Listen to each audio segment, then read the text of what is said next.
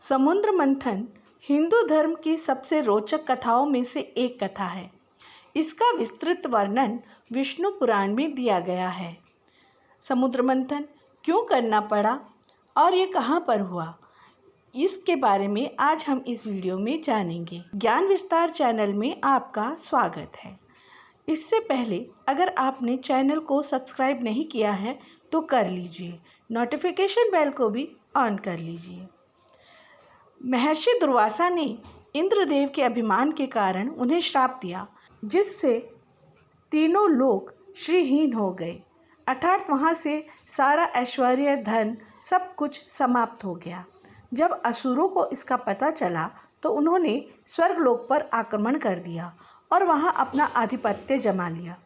देवता विश्रांत हो परमपिता ब्रह्मा के शरण में आए। ब्रह्मदेव सबको लेकर श्रीहरि विष्णु के पास गए। जब श्रीहरि ने ये सुना तो उन्होंने कहा कि देवयोग से इस समय दैत्यों का बल प्रबल है, अतः उनसे युद्ध कर स्वर्ग को प्राप्त करना कठिन होगा। इसी कारण आप सभी उन्हें समुद्र मंथन के लिए मनाइए। मंथन से अनेकानेक रत्न प्राप्त होंगे, जिन्हें देव और दैत्य आपस में बांट सकते हैं। इससे पृथ्वी एवं तीनों लोग पुनः श्रीयुक्त हो जाएंगे। आप सबकी सहायता के लिए त्रिदेव तत्पर रहेंगे। श्रीहरि की ऐसी बात सुनकर इंद्र आदि देवता देवगुरु बृहस्पति के नेतृत्व में दैत्यराज बलि के पास गए। ब्रह्मा जी और श्रीहरि की आज्ञा मानकर दैत्यों ने देवों के साथ मिलकर समुद्र मंथन करना स्वीकार किया। त्रिदेवों के मार्गदर्शन में सभी पर्वतों ने समस्त प्रकार की औषधियाँ लेकर समुद्र में डाली गई। अब प्रश्न था कि इतना विशाल समुद्र को मथने के लिए मथनी कहाँ से लाए।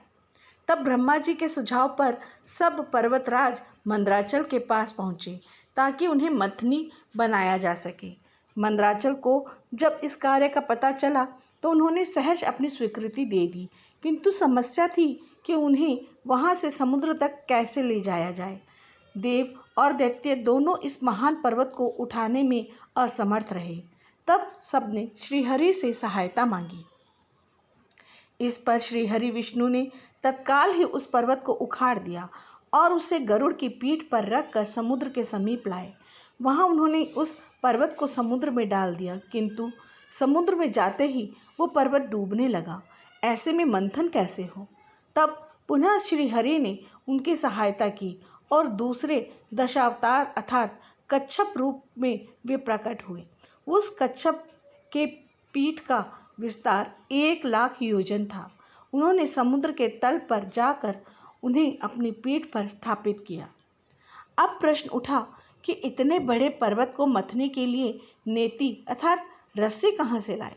तब महादेव ने अपने गले से नागराज वासुकी को उतारकर इस कार्य के लिए दे दिया।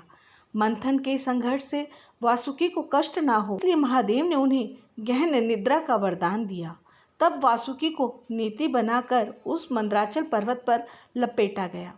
देवर्षि नारद ने यहाँ चतुराई दिखाई और देवताओं को वासुकी के मुख का भाग पकड़ने को कहा।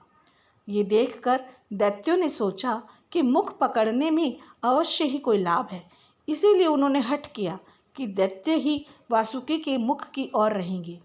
देवता यही चाहते थे। उन्होंने सहर्ष इस बात को स्वीकार कर लिया। अब श्रीहरि ने देवों और दैत्यों में शक्ति का संचार किया और भगवान कच्छप के 1,00,000 योजन चौड़े पीठ पर समुद्र मंथन आरंभ हुआ, किंतु तीव्रता से घूमने के कारण अब पर्वत बहुत हिलने डुलने लगा और समुद्र छोड़ ऊपर की ओर उठने लगा।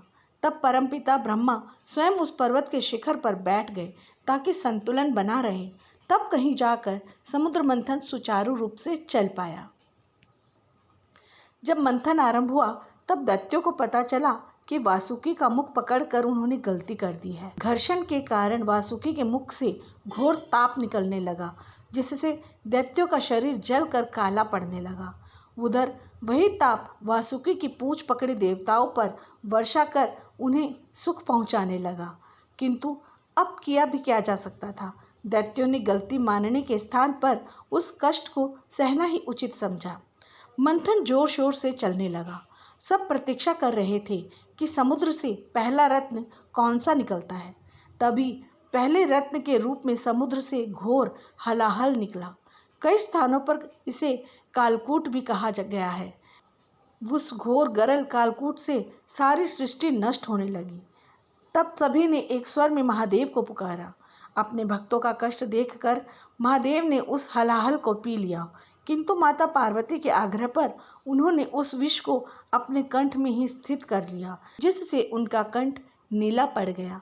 ये देखकर सबने उनकी जय जयकार की और श्रीहरि ने उन्हें नीलकंठ का नाम दिया। विष्णु पुराण में वर्णित है कि समुद्र मंथन से कुल 84 रत्नों की प्राप्ति हुई, जिनमें से 14 मुख्य रत्न माने जाते हैं। सबसे पहले हलाहल निकला, जिसे ब्रह्मांड का सबसे घातक विष माना जाता है। इसकी तीव्रता स्वयं शेषनाग के विष से भी अधिक मानी गई है। दूसरा ऐरावत, 4 दांतों और 5 सूंड वाले इस अद्भुत श्वेत वर्णित गज का प्रादुर्भाव समुद्र मंथन से ही हुआ। ऐरावत का अर्थ है ईरा, अर्थात जल से उत्पन्न होने वाला। तीसरा है कामधेनु। कामधेनु को प्रथम गौ कहा गया है। इनका एक नाम सुरभि भी है। यही नंदिनी गाय की माता भी है। चौथा उच्चश्रवा, इसे अश्वों का राजा कहा गया है। इसके 7 मुख थे और इसका रंग पूर्ण श्वेत था। इसकी शक्ति अपार बताई गई है। यह मन की गति से चलने वाला अश्व है। कौस्तुभ मणि, सूर्य की आभा को भी फीकी कर देने वाली ये मणि संसार में सर्वश्रेष्ठ मानी गई है। देवों और दैत्यों ने इसे श्रीहरि को प्रदान किया। ये मणि सदा श्रीहरि के हृदय के पास रहती है। कल्प वृक्ष, ये एक अद्भुत दिव्य वृक्ष है जो सभी कामनाओं को पूर्ण करता है। कहा जाता है कि इसके नीचे बैठकर जो भी मांगा जाए वो प्राप्त होता है। रंभा, रंभा को प्रथम अप्सरा माना जाता है। इनका रूप अद्वितीय था और ये सभी अप्सराओं की प्रधान थी। इंद्र ने इन्हें स्वर्गलोक में रख लिया। महालक्ष्मी, भगवान विष्णु की सहगामिनी, समुद्र मंथन से ही उत्पन्न होने के कारण इन्हें सागर कन्या भी कहा गया। महर्षि दुर्वासा के श्राप से श्री अर्थात माता लक्ष्मी का लोप हो जाना समस्त सृष्टि धन धन्य से शून्य हो गई थी।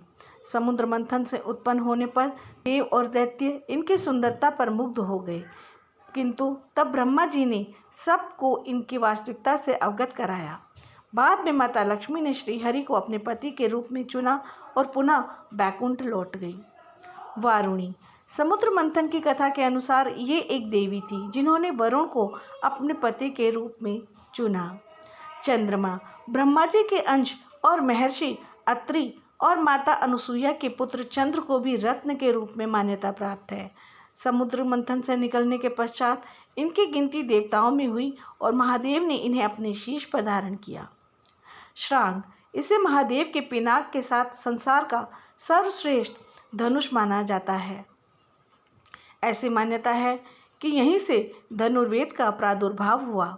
इसे भगवान विष्णु ने धारण किया। पांचजन्य, इसे विश्व का प्रथम शंख माना जाता है। कहा जाता है कि इसके नाद से जहाँ तक स्वर जाता है वहाँ से आसुरी शक्तियों का नाश होता है। धन्वंतरी, इन्हें भगवान विष्णु के 24 अवतारों में से एक माना जाता है। ये आयुर्वेद के जनक थे।